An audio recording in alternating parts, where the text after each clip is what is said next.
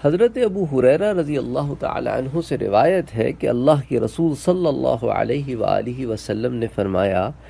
6 چیزوں کے پیش آنے سے پہلے ہی نیک عمل کر لو۔ سورج کے مغرب کی طرف سے نکلنے سے پہلے، دھوئیں سے پہلے، دجال کے ظاہر ہونے سے پہلے، اس جانور کے ظاہر ہونے سے پہلے، اور تم میں سے کسی کے خاص اور عام معاملے سے پہلے۔ حضرت عبداللہ ابن عمر ابن عاص رضی اللہ تعالی عنہ سے روایت ہے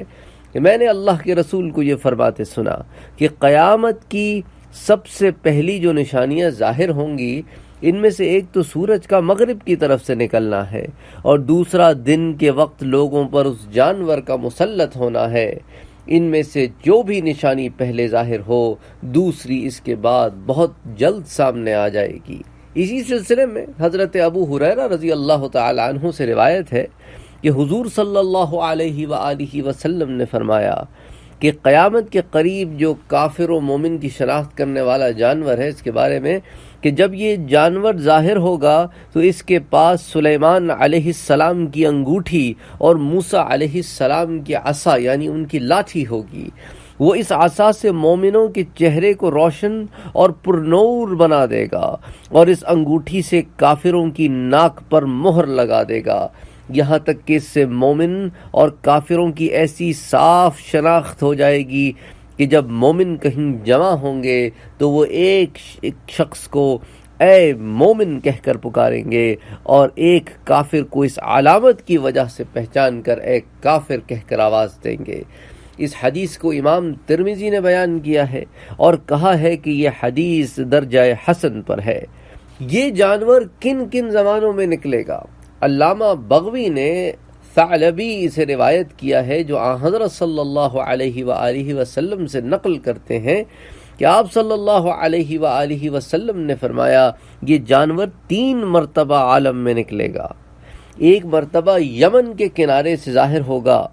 اس وقت اس کی شہرت جنگلوں میں ہوگی، بستی یعنی مکے تک نہیں پہنچے گی۔ اس کے بعد ایک لمبا زمانہ گزر جائے گا، تب پھر یہ دوسری مرتبہ مکے کے قریب سے ظاہر ہوگا،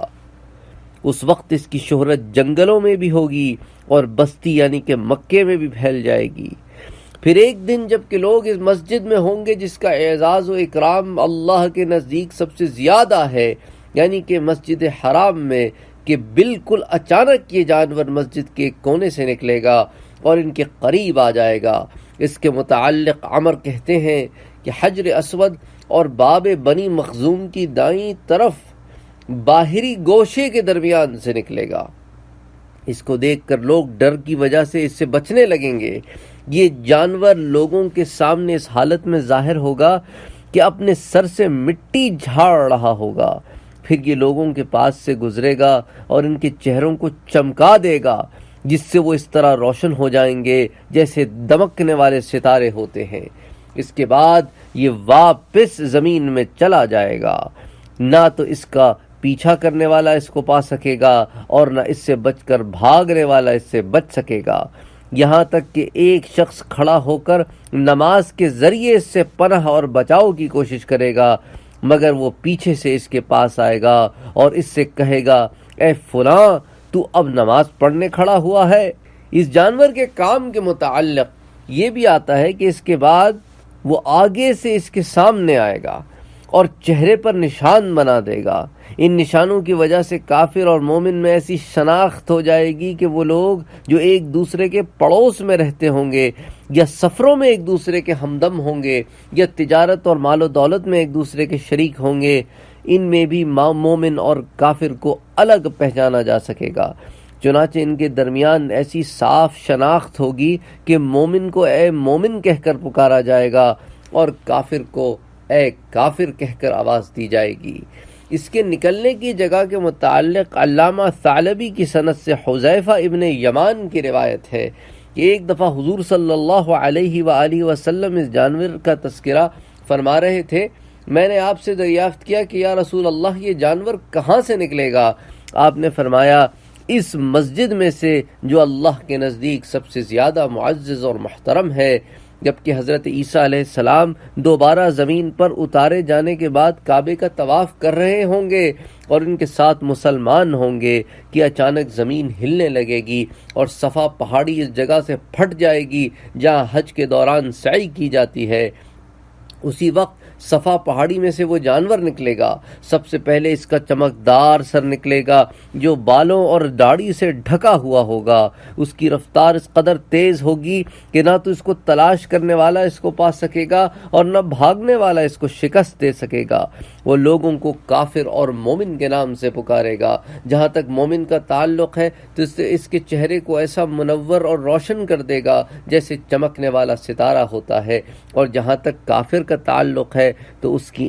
دونوں آنکھوں کے بیچ میں وہ ایک سیاہ نشان بنا دے گا اور اس کی پیشانی پر کافر لکھ دے گا۔ اسی سلسلے میں حضرت ابن عباس سے روایت ہے کہ انہوں نے صفا پہاڑی پر ایک جگہ اپنی لاٹھی ماری۔ اس وقت وہ احرام باندھے ہوئے تھے۔ پھر انہوں نے کہا وہ جانور اس وقت بھی میری اس لاٹھی کے مارے جانے کی آواز سن رہا ہے۔ اس کے ظاہر ہونے کے وقت کے متعلق حضرت ابن عمر رضی اللہ تعالی عنہ سے روایت ہے کہ وہ جانور حج کی رات میں نکلے گا جبکہ لوگ منا کی طرف جا رہے ہوں گے۔ حضرت ابو ہریرہ رضی اللہ تعالی عنہ سے روایت ہے کہ حضور نے 2 مرتبہ یا 3 مرتبہ یہ فرمایا، اجیاد کی گھاٹی بہت بری گھاٹی ہے۔ آپ سے پوچھا گیا یا رسول اللہ ایسا کیوں ہے؟ تو آپ صلی اللہ علیہ وآلہ وسلم نے فرمایا اس گھاٹی میں سے وہ جانور نکلے گا، وہ 3 مرتبہ اتنے زور سے چیخے گا کہ اس کی آواز مشرق سے مغرب تک سنی جائے گی۔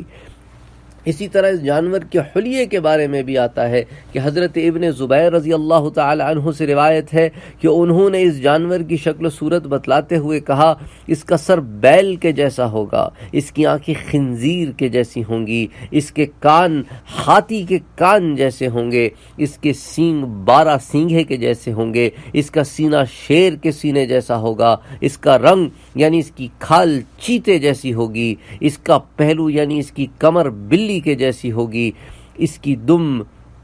بچو کے جیسی ہوگی، اس کی ٹانگیں اونٹ کی جیسی ہوں گی، اور اس کے بدن کے ہر جوڑ سے دوسرے جوڑ تک 12 گز کا فاصلہ ہوگا۔ اسی بارے میں حضرت عبداللہ ابن عمر سے روایت ہے کہ یہ جانور اجیاد کی گھاٹی میں سے نکلے گا، اس کا سر بادلوں کو چھو رہا ہوگا جبکہ اس کی ٹانگیں زمین پر ہوں گی۔ حضرت علی سے یہ روایت ہے کہ اس جانور کے دم نہیں ہوگی بلکہ اس کے داڑھی ہوگی۔ وہاب کہتے ہیں کہ اس کا چہرہ تو انسان جیسا ہوگا مگر باقی تمام بدن پرندے جیسا ہوگا۔ اسی روایت کی طرف علامہ حلبی نے اشارہ کیا ہے کہ کعبے کے خزانے کا سانپ، کہ جس کو ہم سیرت النبی کے پچھلے دروس میں پڑھ چکے ہیں کہ کعبے کی حفاظت کے لیے ایک سانپ اللہ سبحانہ و تعالی نے متعین کیا تھا،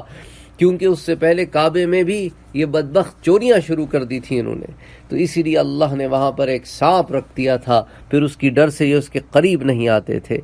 تو اسی طرف علامہ حلبی نے بھی سیر میں اشارہ کیا ہے کہ کعبے کے خزانے کا سانپ ہی بعض علماء کے کہنے کے مطابق وہ جانور ہوگا جو قیامت کے قریب ظاہر ہو کر لوگوں سے کلام کرے گا۔ غرض وہ جانور اس شکل میں ہوگا، اور جو اس کو دیکھے گا اس سے کہے گا کہ مکے والے محمد صلی اللہ علیہ وآلہ وسلم اور قرآن پر یقین نہیں کرتے تھے۔ یہ جانور بہت فصیح اور شائستہ انداز میں لوگوں سے کلام کرے گا۔ ایک قول کے مطابق یہ کہے گا کہ یہ مومن ہے اور یہ کافر ہے، اور ایک قول کے مطابق یہ کہے گا جس کو اللہ نے فرمایا ہے کہ لوگ ہماری نشانیوں پر یقین نہیں کرتے تھے۔ یہ جانور لوگوں کو بتلائے گا کہ مکے والے قرآن پاک اور نبوت پر ایمان نہیں لاتے تھے۔ ایک قول یہ ہے کہ یہ جانور لوگوں کو زخمی کرے گا، یعنی آیت پاک میں تکلمہم کے بجائے